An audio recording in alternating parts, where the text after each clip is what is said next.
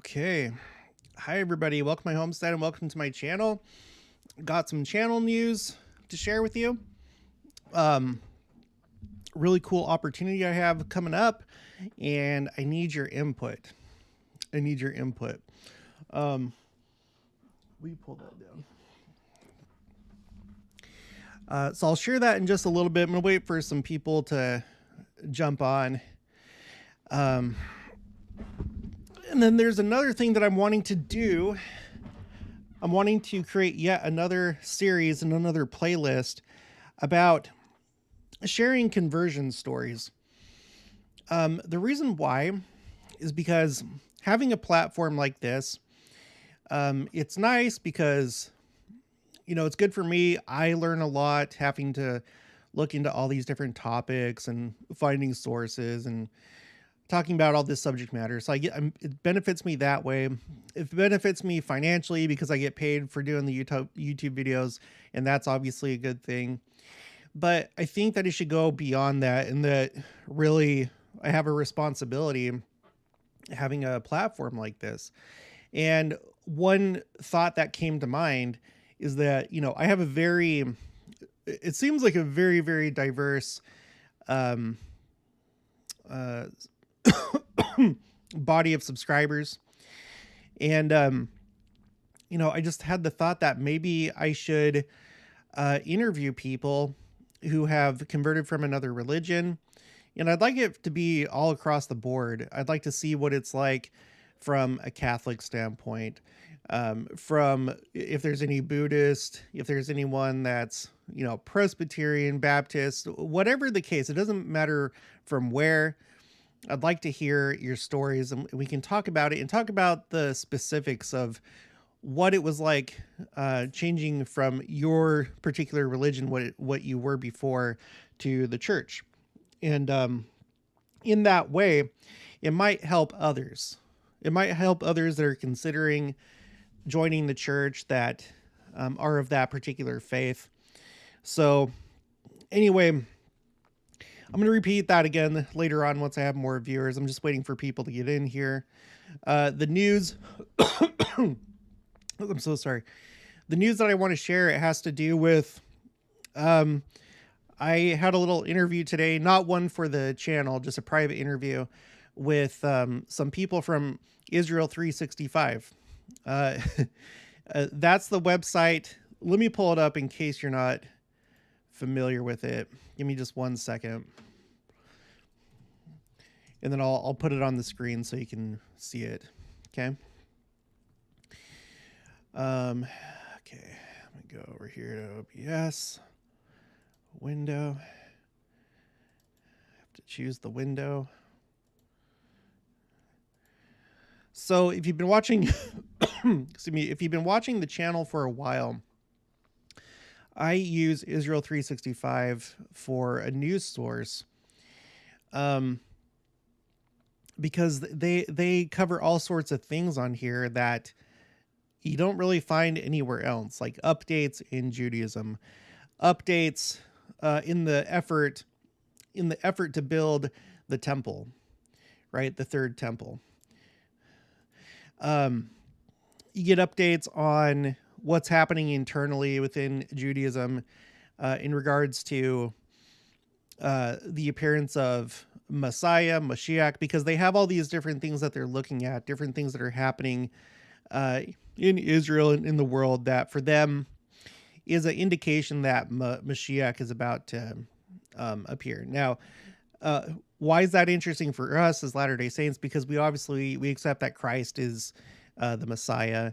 And we know that when Christ comes again during the second coming, that he's going to come to the Jews, and the ones that are left, they will see who he really is and accept him when he identifies himself. And there's going to be basically kind of a conversion. But what does that have to do with them looking for Mashiach right now? Well, I think it's important because basically, excuse me, basically it, like I've said before, I think that the Lord is preparing their minds for the second coming. They're in a messianic mood. It's kind of at fever pitch. it seems to be a lot of people are talking about it. And I see it other places other than just here on Israel 365. You see it on YouTube, people talking about it, like Jews, primarily Jews in Israel that are talking about it. And there's a lot of excitement. So I think the Lord is preparing them for the second coming. They're getting in that mode. They know, to some degree that the time is really close.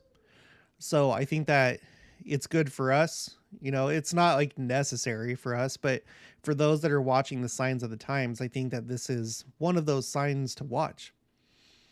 See how, because it's not just us. It's not just the Church of Jesus Christ of Latter-day Saints as it is right now. We know that the gospel is it's going forth first to the Gentiles, meaning, yes, the actual, Gentiles, but also all of us that are of Israel that have been scattered throughout the world, and we've forgotten who we are. By this point, most of the world does have Israelite blood in them, but there are those that have more, and most likely that they were Israel in the pre-existence before this life. And so they're the ones that are more likely to accept the gospel when they hear it. So we have this gathering that's happening right now. But we also know that there's going to be kind of a second phase where the gospel is going to go to the Jews. And I've had all sorts of great comments on the channel about that. Some have talked about it going to the Lamanites. There's been like different like little theories, but as far as, because it's almost like you have a gathering right now of the northern kingdom, comprised mostly of the 10 lost tribes that have been scattered throughout the world. And then you're going to have this second phase that primarily goes to the southern kingdom, or the kingdom of Judah. And so I think it's important to watch them at the same time, because at some point there's going to be a merging. We're going to merge. It's not going to be two separate faiths. It's going to merge, and it'd be good for us, I think, to understand them, understand their worldview, understand how we're similar. I think it's good. So let's see, how many people do we have in here right now? Let me switch the view. Okay, still just 13 people. So let's do this. In the chat, I want to know who's here. Just put where you're from. That's something I like to ask on every stream. Where are you from? I like to know the different people that are watching. And also, if you don't mind, because this is the subject of this stream, I'd like to know, are any of you converts to the church? And if so, what church did you convert from? What was your previous church? Okay, we got Swami Nainin in Wyoming, Kevin Cantrell. Afternoon, brothers and sisters, Southern Oregon here. Come Follow Me Scripture Songs, Tooele, Utah. All right. Do we have any converts? Anyone that's converted from somewhere else? Kevin Cantrell, SDA convert here. SDA, Southern Diocese of Alabama. What? I'm probably gonna feel so stupid when she tell me what's SDA. B Dubs says hello from Twin Falls, Idaho. I've been a member all my life. I love Twin Falls. That's where my sister-in-law lives. We've been there.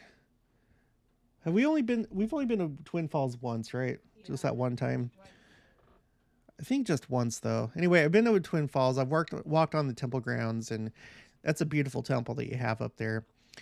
Ed Richardson, Pascal, Washington. Amy Taylor is in Utah.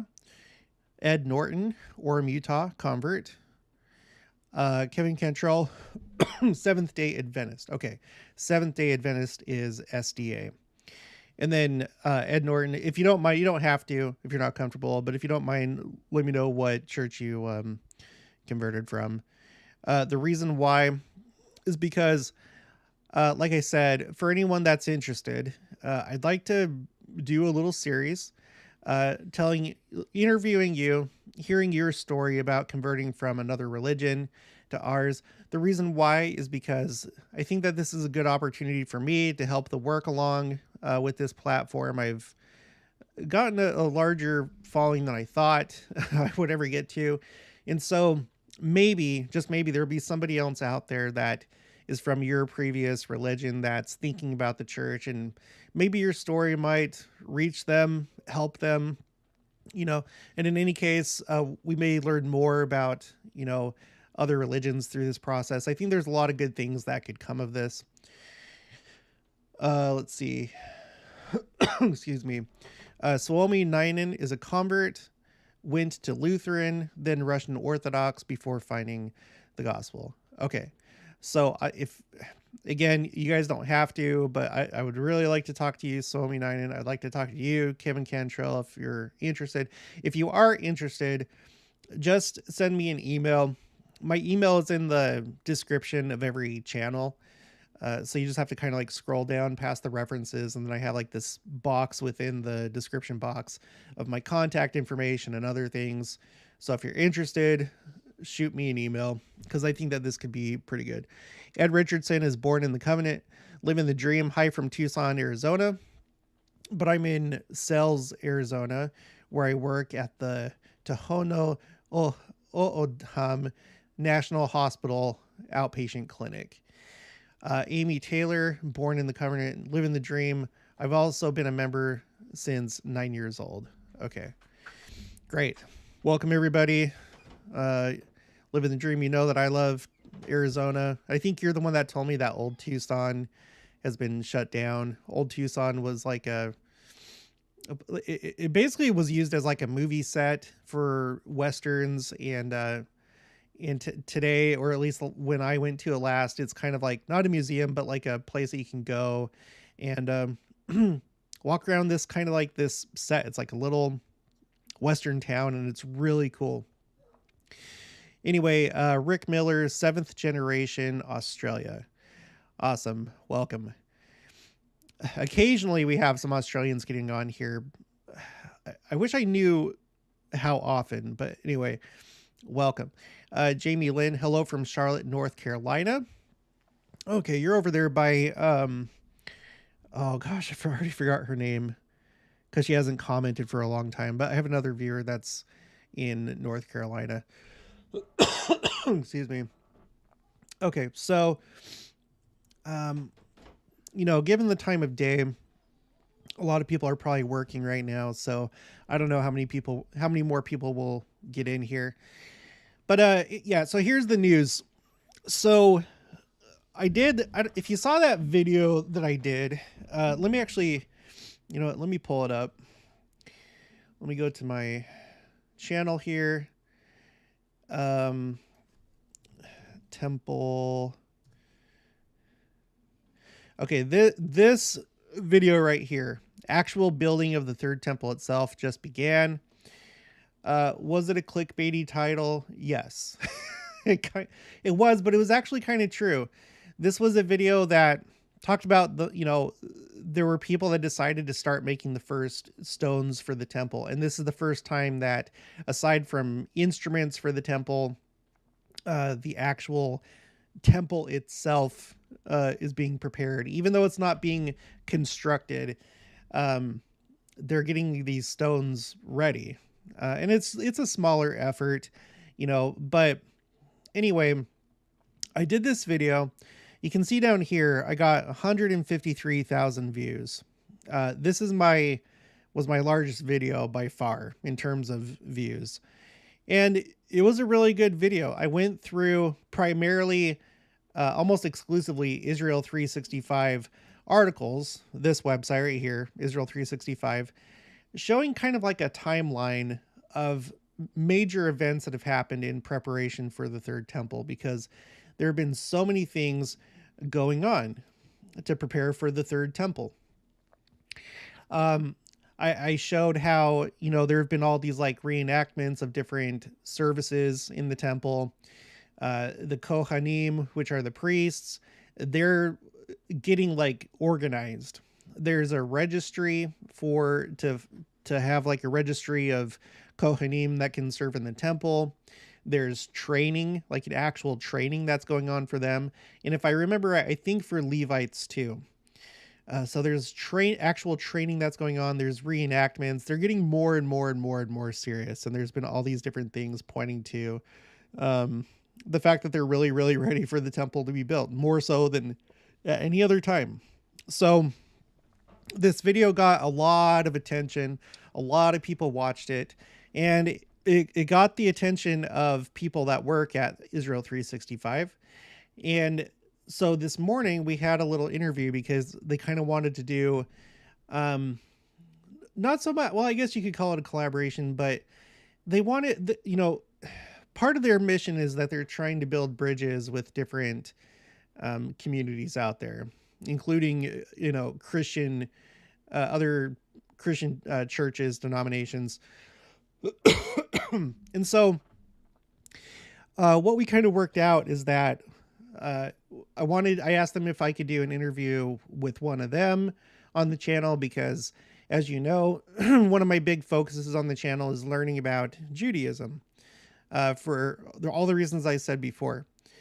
I want to understand them as much as we can, understand basically how we interface with them, every way in which we're related to them, so that, as the time approaches, we have more and more people that understand Judaism. Because if you have all of a sudden just this conversion of people to the church when Christ comes, it would still be beneficial for us to understand them and the way that they think, their beliefs, and maybe help some of them. Not saying that necessarily I expect to do that, but just trying to help in that effort. And maybe if you have any Jewish friends, then maybe to help you understand them better and maybe have conversation that you wouldn't have had otherwise, right? So it's been and we know that there's a lot of things that have to do with Judaism and Jews in the world in regards to the second coming. There's a lot of, one of the things was that Orson Hyde went to Israel and dedicated the land for the Jews to return. And as I was talking to one of them today, they were talking about how in the early 1800s, that's kind of when this movement happened to go back to Israel, like when things got really serious. So anyway, so I'm going to interview one of them, and they're actually going to interview me, is what they want to do, and do an article and have it on Israel 365. So I thought that was pretty cool.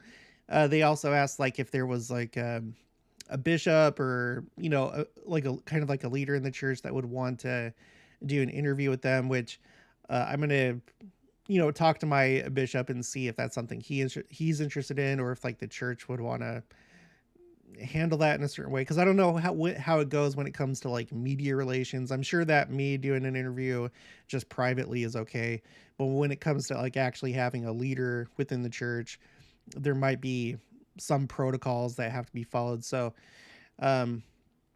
anyway, so this is happening, and it was a really good conversation. It's interesting because the guy that I spoke to primarily is a rabbi. His name is Rabbi Michel, and he lived in New Jersey up until last year. And he made Aliyah to Israel, which is, I think Aliyah, if I remember right, it's translated as going up, like going up to Israel, but it's immigration to Israel. And so I kind of shared a little bit about how, my story, how I've kind of gotten closer to Missouri, and I shared a little bit about Missouri, and it was really cool because they were very like understanding and didn't think that it was as weird as I thought that it may come across. They were really respectful. I was really respectful to them. And so I was talking to him. He made Aliyah to Israel. He's from New Jersey. And, it's just another example of how Jews are still gathering to Israel right now. And I just spoke to one of them.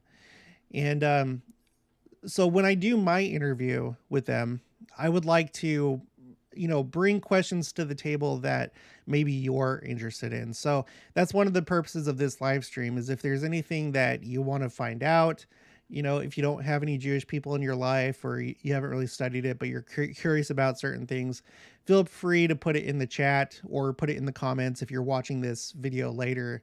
Anything that you'd like me to ask, or just kind of what kind of topics you're interested in. And then I'll take that into consideration as I have my interview.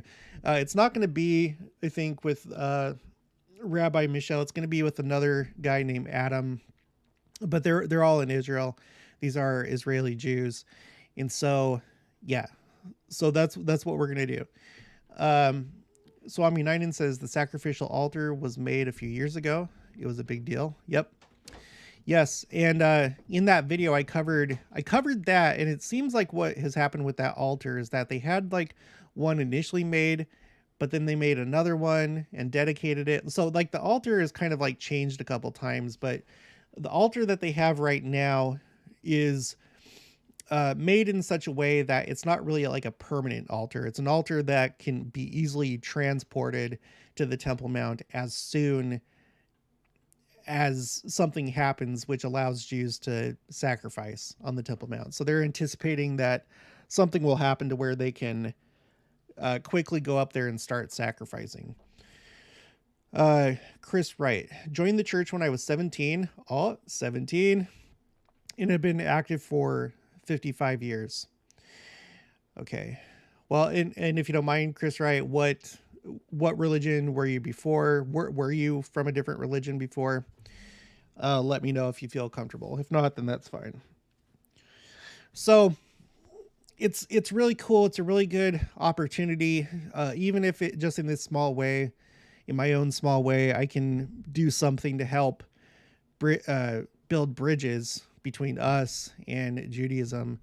It makes me really happy, and I'm going to do it. And I would encourage you to do the same thing in your own life, not just with Jews, but just other people of other faiths in your life. Build bridges, learn about them, be respectful, be a good example, and when appropriate, and in natural ways, be inviting.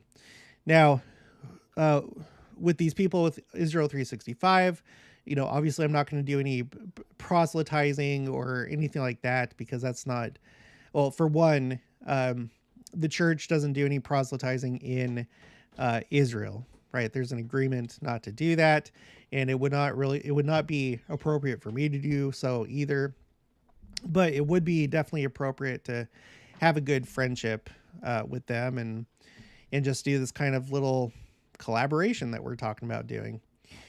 Chris Wright was Church of England. Okay, cool. So does anybody have anything that they've wanted to know about Judaism that you'd like me to ask whenever we do this interview? Or if you don't have any specific questions, what kind of things are you interested in when you think about Israel, Jerusalem, the Temple Mount, Judaism? Put it in the chat. If not, then that's fine. Believe me, I have plenty of questions that I want to ask, so I will have no shortage, but I just want to give you a chance. If you're interested about anything in particular, then throw it in there. Kevin Cantrell says there's scriptures in the Book of Mormon saying wicked secret combinations started false religions, even great abominable one. When I joined the church, my whole family disowned me. I'm very sorry to hear that, Kevin, but that's just, when you read in the New Testament, when it says that your enemies will be of your own house, and I can't remember, like mother-in-law will be against daughter-in-law and brother will be against brother and da da da da da. That's one of the sacrifices that we make when we join the church. I've been a lifelong member, but when my mom joined the church, her family, because they're from Portugal, in Europe, Portugal, not Brazil. Don't mix up Brazil with Portugal. And they were all Catholic. And when my mom joined the church, they were not happy about it. They're still not really happy about it to this day. Swami Ninen, I'm interested in the local leadership. Do you mean like the local religious leadership as far as like, I keep hearing this term of there's like a chief rabbinate, and I'm assuming that that's kind of like the religious authority there. I think there might be kind of a Sanhedrin, and I think that that's like the religious leadership, at least in biblical times. I think there might be one today, but yeah, that's something that I would like to ask as well. Kevin Cantrell, each day I know why those precious truths were hid up. Christ tells all things. Swami 9, and how do they decide whom their leader is? Is there one chief rabbi? Now, as far as that goes, I don't think there is one chief rabbi based on what I've read, but there are what seem to be chief rabbis.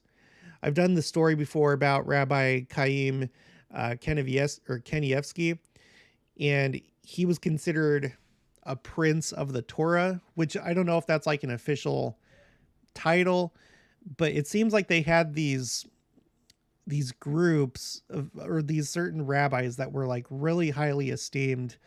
And so, yeah, I'll ask about that. Kevin Cantrell, all good. Tears are good here, boss. We all need to humble ourselves. Yeah. So that's what's going on. So again, I'd like to make a call out to anybody that would like to do an interview with me. Just a short interview on Zoom, just like I normally do with these other people that I've been promoting, their channels. Do an interview just to kind of see what it's like. What is it like for someone from the Church of England to convert to the church? Someone that was Seventh-day Adventist. I would definitely like to talk to anyone that was Catholic before. I would definitely like to talk to anybody just anybody, any religion. I'd like to know. You may, by doing this, help somebody, because YouTube, one of the reasons that YouTube is so big, because I've been studying this as well as I've been doing my YouTube channel, just studying YouTube. And one of the reasons why YouTube and other video platforms are so big is because they're essentially search engines. Okay, even though it's like these are videos, people use YouTube as a search engine, a way to find answers. So sometimes you might come across different channels that are just pure entertainment, but other people look for videos to answer questions. And like, that's not going to be any surprise to any of you, obviously. So if you have somebody, again, that's interested in the church, they're thinking about converting, and they want to specifically look up people from Seventh-day Adventists that converted to the LDS Church, then you might be able to help them in a way that I couldn't or others couldn't, and help them feel like they're not alone. So it's just something to think about. I hope I get some emails of people that would like to share their stories. CL says, my great grandmother was 100% Jewish. I am 10% Jewish.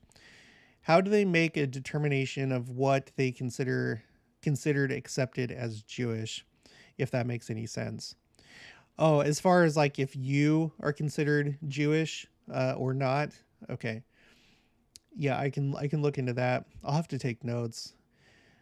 I do think, just off of my memory, I think it has to do with your matrilineal line, your line from your mother's side. I think that's how they determine it, but okay. B-dubs, I'd like to know if people in Israel are okay with the idea that members of our faith believe that when we are baptized, we become adopted into the house of Israel. Now, I kind of talked to him a little bit about that today. I guess I didn't really get the opinion of him though, because we didn't really go too in depth, but he didn't like seem too shocked by that. Chris Wright, why are we not allowed to proselyte there? There are Christian churches there. The reason why is because I think it mostly has to do with the BYU Jerusalem Center. The BYU Jerusalem Center was really important to the church. And when we were talking about doing the BYU Jerusalem Center, this was back like in the, I want to say it was like the late 70s when it was announced, and then it was completed in 1984, I think. I could have my dates wrong, but it caused kind of an uproar, especially among the Orthodox Jews, because they were already familiar with our church in that, we're really big into missionary work. So they didn't want the BYU Jerusalem Center used as a base of operations to do missionary work. And so the church agreed with the Israeli government that there wouldn't be any proselytizing done. And that's maintained to this day. We don't do any missionary work there. So the time will come when that changes. And it may just be simply reserved for Christ himself when he comes. Now, we do know that there's going to be the two prophets as spoken of in the book of Revelation, but I don't think we really know exactly what that looks like or what their mission will entail. They're preaching to Judah. I did a video. It was a controversial one, apparently. Not everybody liked it. Let's see. Let me go back to. I'll show this on the screen. Okay, let me switch. Okay. 2 witnesses. Here we go. Victor L. Ludlow. Someone sent this to me in an email, and I'm sorry, I can't remember who it was. It may have been Christian Zybarth. That seems to ring a bell. But basically, Victor L. Ludlow was of the opinion that this is already happening. Here he is right here. He did this kind of, I can't even remember what it was. Some kind of like fireside or, here we go. It was at BYU's Campus Education Week. And he was of the perspective that because we have so many general authorities that are always going to Israel, and specifically to the BYU Jerusalem Center, that's a fulfillment of that. Now, obviously that's controversial, and I don't think any of us can say for sure, but that's what he said at BYU Education Week. And is he in a position of authority to say that? No. Although, I myself, I'm very open-minded, and I wouldn't be surprised if that's the case. One of my biggest problems with the 2 witnesses in Jerusalem preaching is that it says that they're going to be on a 3.5-year mission, which I think that every time you see 3.5 or any of these numbers in the book of Revelation, that they're symbolic. And I have a whole playlist dedicated to symbolism where we talk about that at length. But anyway, one of my problems that I've had with that is because if you knew that there were 2 prophets that were preaching in Jerusalem, you could just, put it on your calendar and be like, okay, 3.5 years from now, that's when Christ is going to come, because they'll be killed in the streets, and then they'll be resurrected 3.5 days later. So that at the end of their 3.5-year ministry, Christ is going to be there. Because it says that's when the second coming is going to happen. So anyway, it's just one of those things where I don't think that prophecy plays out or is going to play out the way that we think that it is, or the way that we read it. Although I'm open to all possibilities. Okay, Swami Nainan, mother's side Jewish. You are Jewish, yeah. So if you're descended on your mother's side in Judaism, then you're Jewish. And then she says, Swami, you're female, right? Swami Nainan says, great mother was, we are still considered Jewish. Oh, cool. Goblin 2004. Hello from St. George, Utah. Hello. And thank you, Goblin 2004, for sending in your photos. Audrey says, that is so cool. 365 contacted you. Yeah. It was a surprise to me. Just one day it just showed up, and here we are. And then she says, I was curious if they wonder why we are so interested in what they are doing with the sacrifices and rebuilding of the temple. Did you talk about that when they contacted you? So these guys that I talked to, they're very familiar with Christian theology. And so I think that they have an understanding that most Christians are interested in it because they believe that the temple will be reconstructed, right? Because it's in is it in the book of Revelation? I think it's in the book of Revelation. Anyway, there's other Christian churches that believe that the temple is going to be rebuilt, and so they understand that Christianity is interested in it because of that. I think they're also familiar with the fact that there's many people that believe that the one person Antichrist is going to be the person that builds the temple and then sits in it, confirms the covenant with many for 1 week, which I don't accept any of that. Again, if you're wondering why, I'm going to put it in the chat. I have a playlist. Let me find it really quick. The evangelicals are really, really big into this Antichrist stuff. And I don't think all of them are, but I think that there's definitely a portion of them that are just super interested in that because that's how they read the scriptures. Okay, I got the playlist here. I'm going to put the link in the chat. I'll also put it in the description for this video for anyone that's watching this later. Here's my playlist about the Antichrist and why I don't believe that the church believes in a one-person Antichrist that has to appear before the second coming. And then I also have this other one that I just mentioned about symbolism. And I'll put that in the chat. I would definitely recommend, if you have nothing else to watch, to go back and watch these playlists because we've covered so much material and there's just so much good stuff.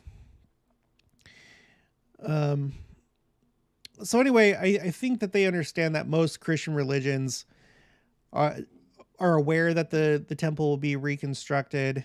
And then there's those that believe that the Antichrist, the one Antichrist, will appear and sit in the temple and so on and so forth. So, yeah, I think it's not too, I don't think it's too strange to them. Goblin 2004, I've seen other YouTube videos about the issue. Larry Binge, thanks for all you do. I enjoy listening. I'm glad that you enjoy, Larry. I just kind of get on here and just blabber on about things. And sometimes I'm repetitive, but I hope somebody gets something out of this. Goblin 2004, Jared, how far do you live from Kansas City? Have you visited Liberty Jail? I think it would be fun to visit church history sites. Yeah, so I've not visited Liberty Jail. Let me just remind myself how far away I live. I think it was like a 3.5 hour drive when we went up there. We went to Worlds of Fun, which is a theme park in the Kansas City area. And I'm just going to find out really quick on Google Maps. Pretty sure it was 3.5. No, it's more like 4. It's 4 hours. So I live 4 hours away. So that kind of sucks. But it's not that bad either, because when we lived in Phoenix, going to Vegas was only 4 hours. And we would go there because my wife has her brother and sister-in-law that live there. So we'd go there quite often and visit them. So I guess it's about the same as a drive to Vegas from Phoenix. Kevin Cantrell, did Joseph Smith put Freemasonry design on temple, or was that good old Brigham Young? Curious you mentioned symbolism. Most likely Joseph Smith. That gets to be kind of a controversial topic. There's members in the church that don't really like to talk about it. So when you get into secret combinations, um, this group, the Club of Brothers, I want to avoid certain terms, but the Club of Brothers, they come up in virtually like every Gadiat and robber secret combination theory that there is. And my point of view is that they were a good group of people. Um, and this is kind of alluded to in different places. I saw a movie recently where it was talking about. Oh yeah, it was an Alias. I was watching Alias on Disney Plus, and in Alias, they have basically there's this prophet, kind of like Nostradamus in the 1500s, named Milo Rambaldi, and he had an order, which was very much like this group of people that we're talking about. And in the TV show, this is not a real thing. This is just in the story of the show.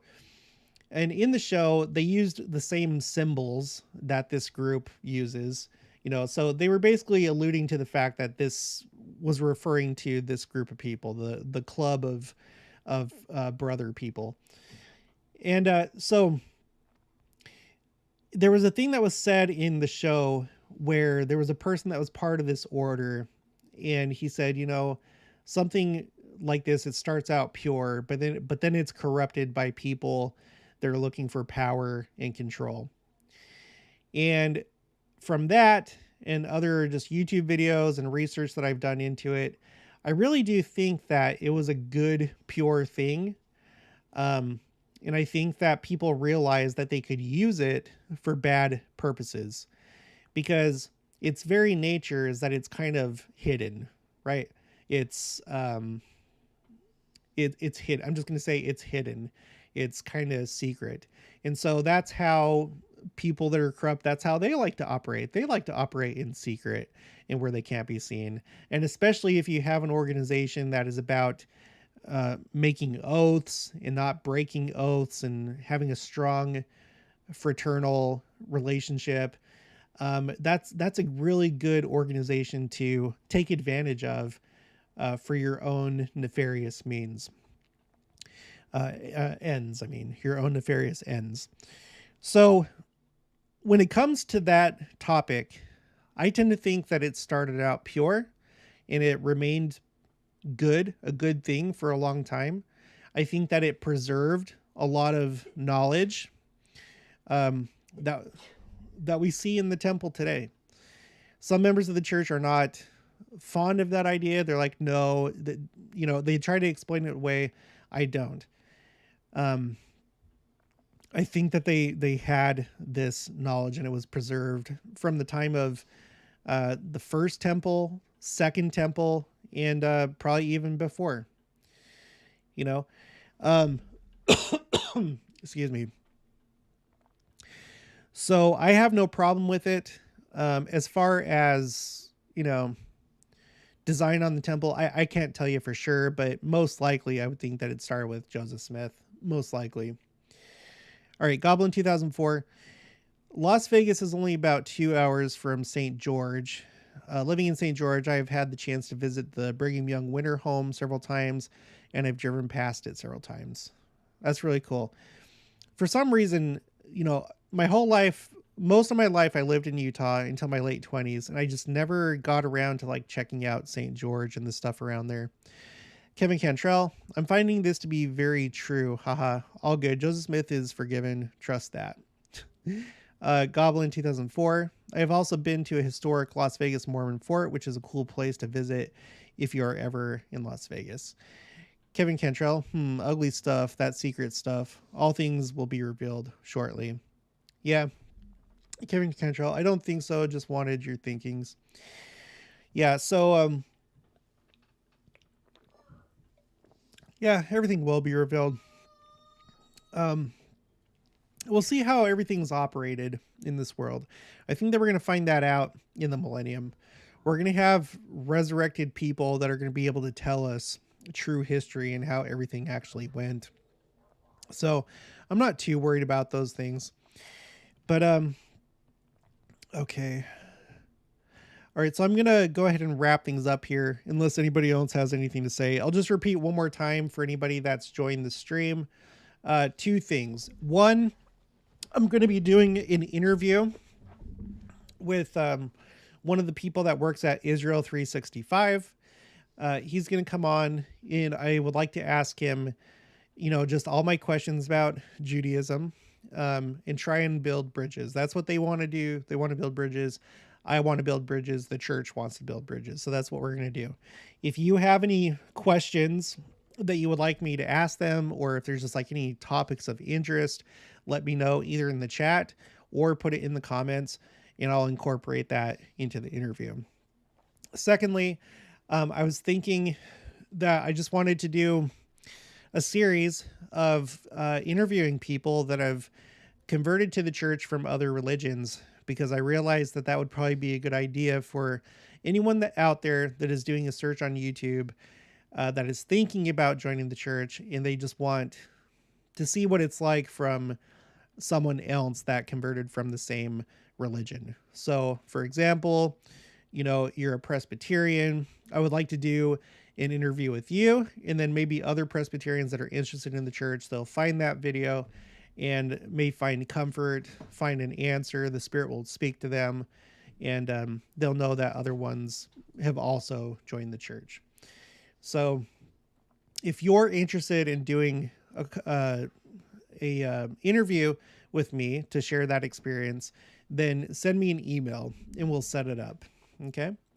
And ideally what I'm hoping is that I can get a good just spectrum of different churches, religions, and then put it all into a playlist. B-dubs, good luck with the interview. Praying that it goes well. Thank you. Yeah, I don't know exactly when it's going to be, but probably within a week, just so you know.